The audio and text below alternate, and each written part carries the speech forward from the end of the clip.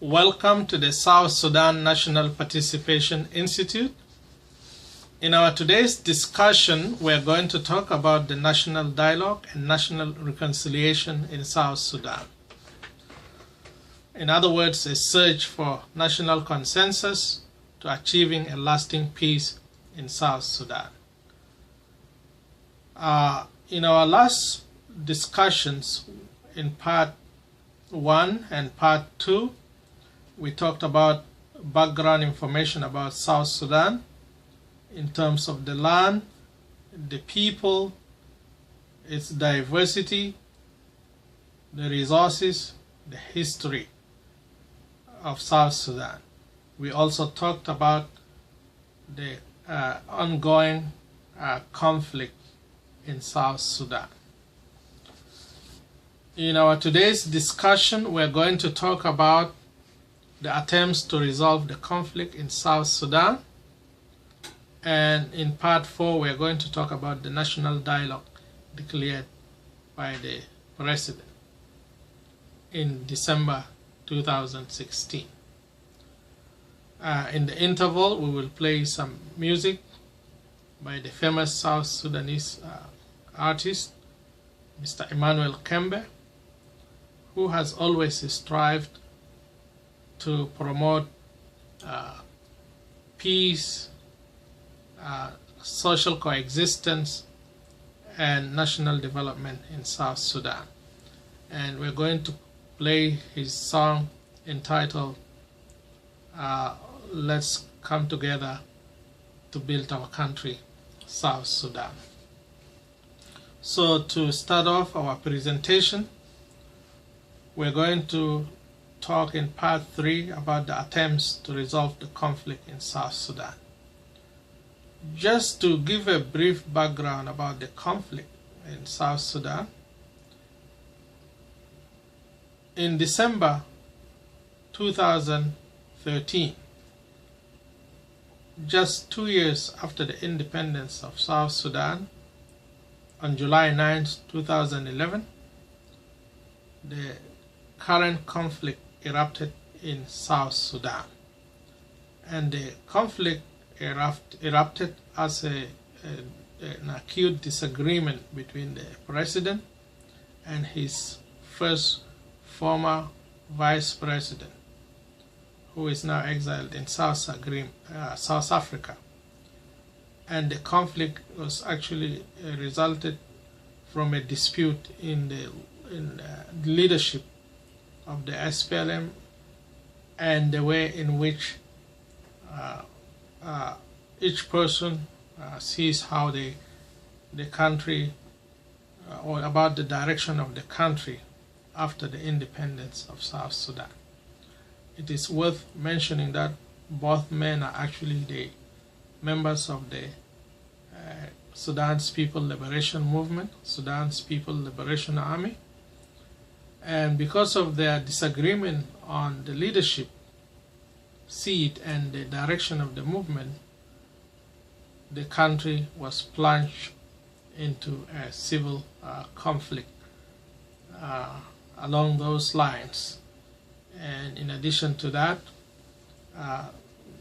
both sides also tried to use an ethnicity to gain support from their supporters. In any case, the conflict continued from 2013 to 2015, in which so many people died as a result of the war.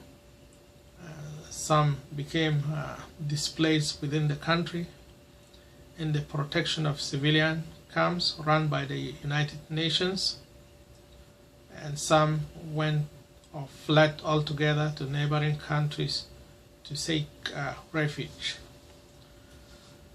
In any case, in August 2015, the regional body, IGAD, the Intergovernmental Authority on Development, the African Union, the Friends of IGAD,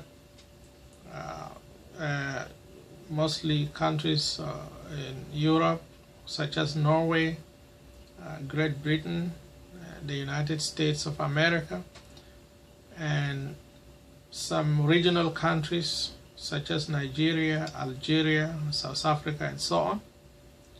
All of this because of the immense suffering of the South Sudanese people. They pressured the two warring parties, the SPLM in government and the SPLM in opposition, to reach the agreement for the resolution of the conflict in South Sudan. In other words, the compromise a peace agreement for the resolution of the conflict in South Sudan. So, and that agreement was reached after a protracted peace negotiations in the Ethiopian capital Addis Ababa. So the first vice president, who is now exiled in South Africa, signed the agreement on August 17th, 2015. And then 9 days after that, the president of the country signed the agreement on August 27,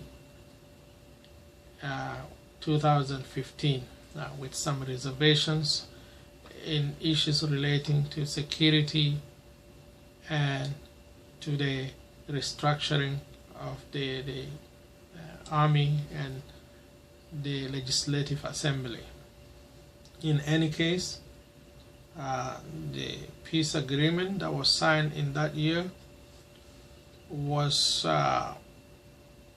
not fully implemented yet, because when the first vice president returned to Juba, the capital of South Sudan, another conflict erupted in July 2016 as a result of disagreement again on issues relating to the number of states in South Sudan, the composition of the national parliament, and so on. And because of that, the agreement was still in limbo, because the conflict that erupted at that time also led to the dismissal of the first former vice president and his subsequent exile in South Africa, and he was replaced by his chief negotiator in the peace agreement, who was promoted to become the first vice president of the country. And the conflict, of course, ensued as a result of this fighting that erupted in Juba, and as a result of these political developments. And as we're speaking now, there are a lot of other armed groups that actually emerge as a result of these political disagreements in various parts of the country. There is actually, in other words, there are armed rebellions in various parts of South Sudan. And then coupled with that actually is the inactiveness of the monitoring body of the peace agreement, the GMAC, and the IGAD, the AU, and the UN itself. They cannot be able to hold the parties accountable to the implementation of the agreement. But in any case, there are efforts, ongoing efforts, to reunite the different factions of the SPLM. Because of the disagreement and the conflict, the SPLM party, which used to be the ruling party in South Sudan, split into three parts.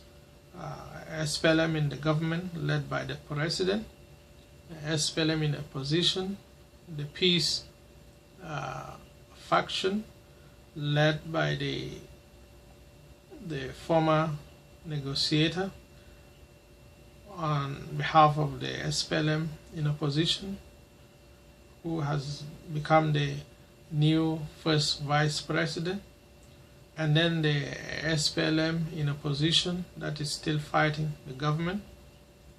So as a result of this, there are efforts by the regional bodies in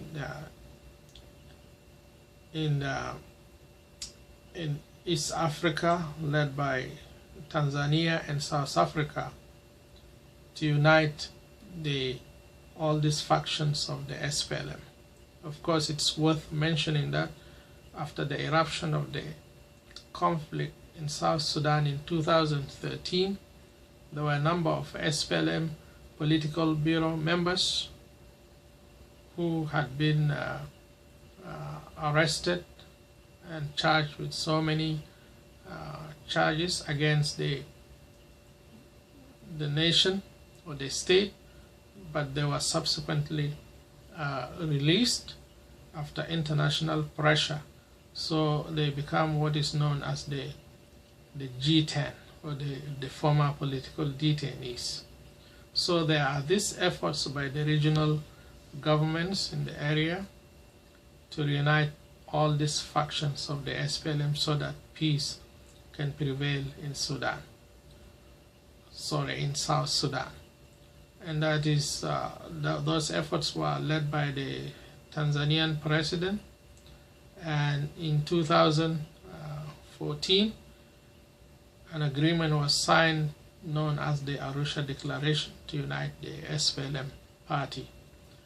And then this year in 2017, the Ugandan president Yoweri Museveni is also making his own efforts to unite all the factions of the ruling SPLM party. So whether these efforts will yield results or not, it is something that is left to be seen. So also there is a force of about 4,000 strong regional force approved by the IGAD to come and also help in the promotion of peace in South Sudan and in protection of vital installations in the capital in Juba, the South Sudanese capital Juba, and in securing the routes to major cities. So of course the conflict is still going on, but there are attempts to bring all the warring parties together. And in the interim also there is a new rebel movement called the National Salvation Front, which is being led by a former general in the army of South Sudan, the SPLA, and then there are other political parties that emerge as a result of these rapid political developments. So it is now important that all these efforts will actually result into peace in South Sudan. So that is part 3 in the attempts to resolve the conflict in South Sudan. So we're going to stop here and play a segment of music, and then when we come back we will talk about the national dialogue in South Sudan. So please stay tuned.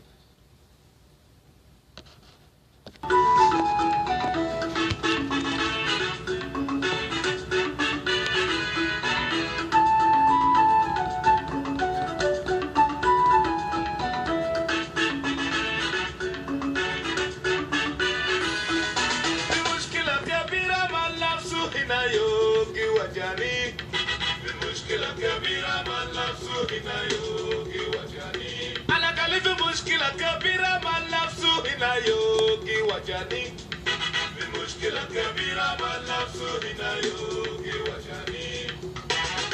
Analikuwa kwana kenefis daluma. Chemin pour Peter Beza. Retiamu. Analikuwa kwana kenefis daluma. Chemin pour Peter Beza. Retiamu. Kuman kenekne, kalimanu. Wata daluma. Kuliyam bilekne, kalimanu. Wata daluma. Chemin pour Peter Beza. Retiamu. Chemin pour Peter Beza. Anakalisim chokol kaslada. Uwala nura shantukeda. Dalu nabni bele together. Dalu nabni bele together. Dalu nabni bele together. Dalu nabni bele together.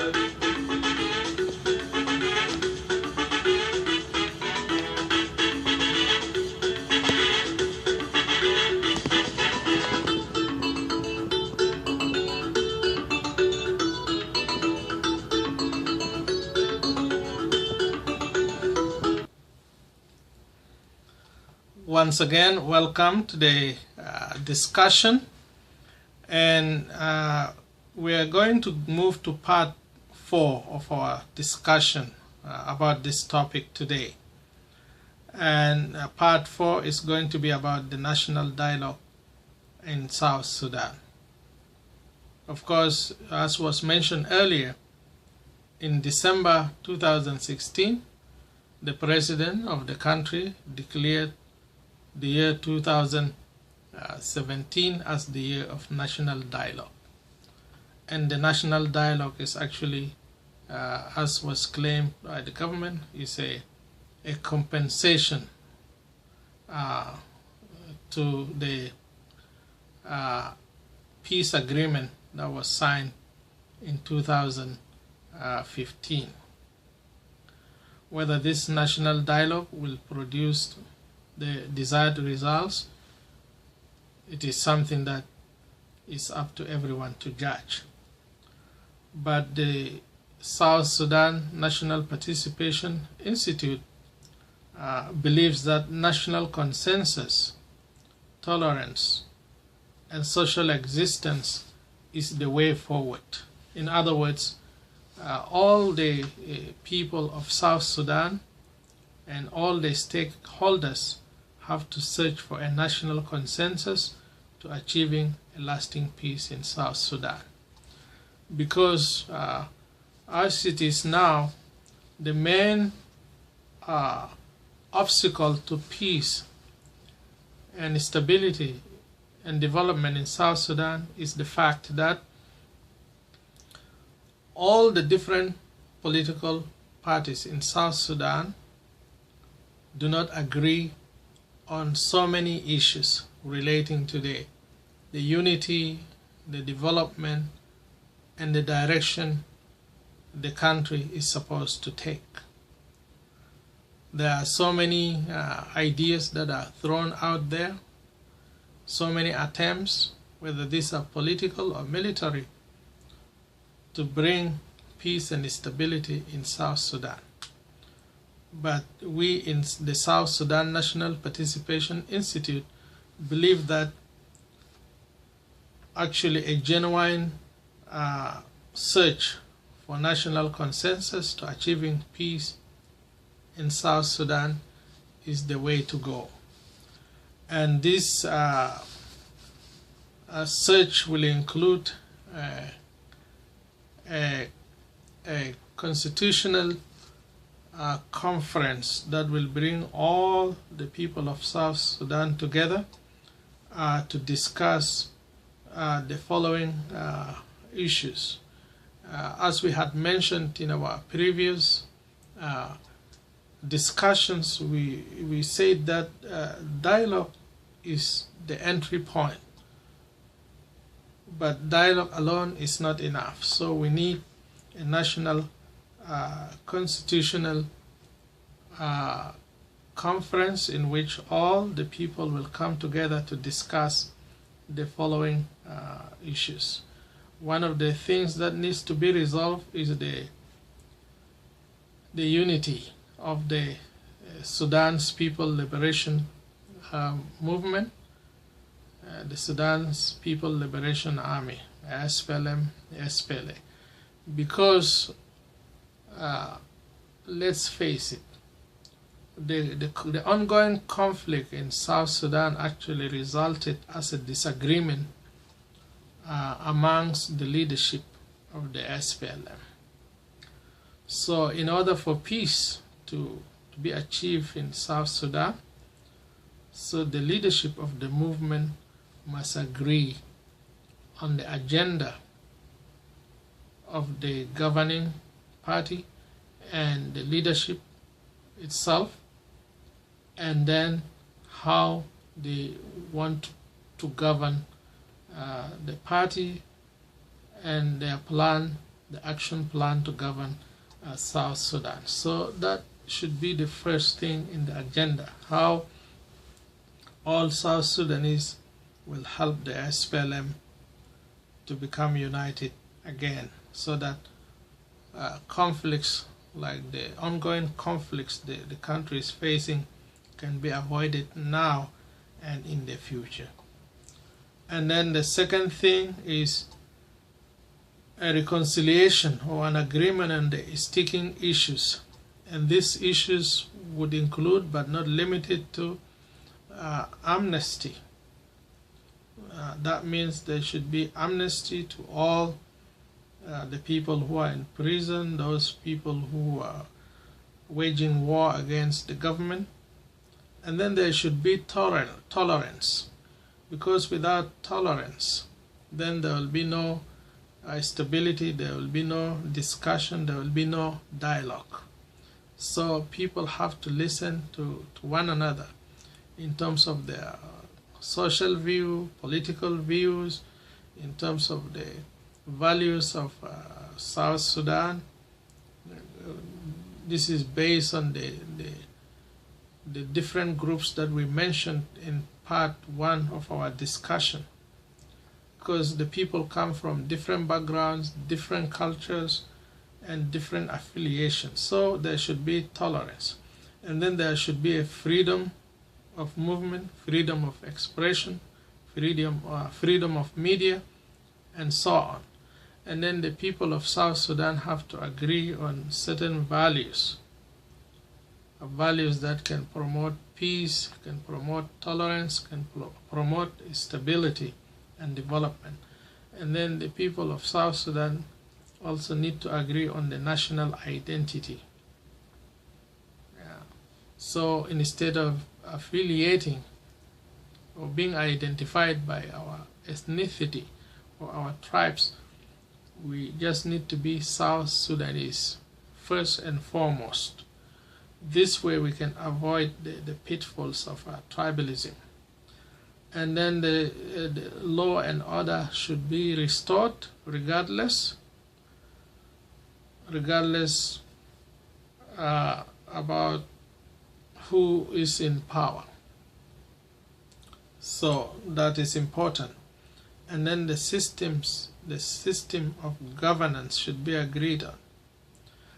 Because of the conflict, the ongoing conflict now, where all the power is in the hand of one person, or in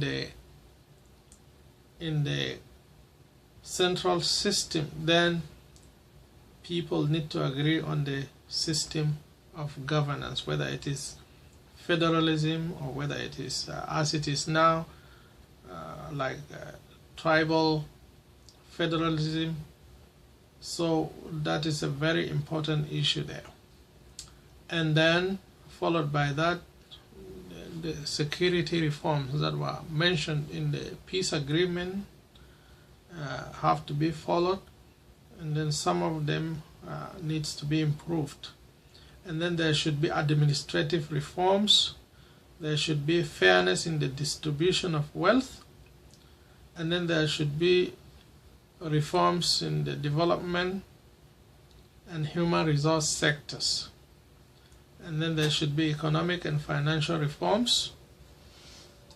And in addition to that, there's some measures need to be put in place to tackle corruption. And also, this National Constitutional Conference should discuss issues regarding to land allocation, land grabbing, and cattle rustling. And then in addition to that, the issues of intercommunal violence also have to be addressed. And then the relationship between herders and farmers also needs to be properly addressed. And then after that, there should be a national day for prayer and forgiveness. That should be commemorated every year, so that people may not forget what had happened, and then so that people may not repeat the ills of the past and of the present time. And then after that, there should be an agenda for peace and development in South Sudan. And if there are other issues that are not mentioned here, the Constitutional Conference will also be able to address these issues. So these are attempts by the South Sudan National Participation Institute in its quest to search for a national consensus to achieving a lasting peace in South Sudan. So we're going to stop here and introduce another interval of music, and then when we come back, we will conclude our discussion about this topic. So once again, please stay tuned.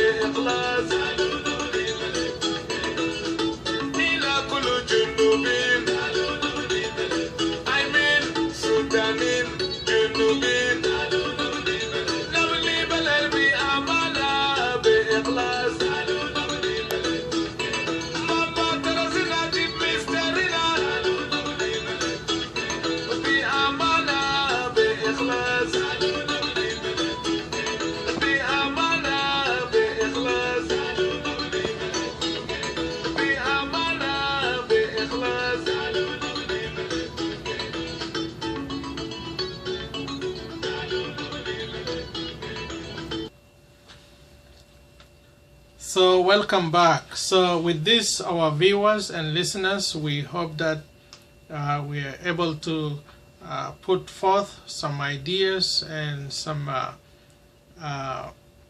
points in which we hope it will promote peace, development, and unity in South Sudan.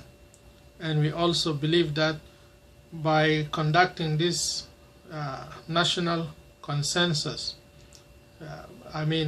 conducting this national constitutional conference, this will help in search for the national consensus to achieving a lasting peace in South Sudan. So thank you very much for your viewing and for your listening. And until we meet again, we just wish you all the best, and we wish the people of South Sudan peace, unity, development, and stability. In our next discussion, we are going to talk about the values of South Sudan that will promote peace, development, and social coexistence. Once again, thank you very much.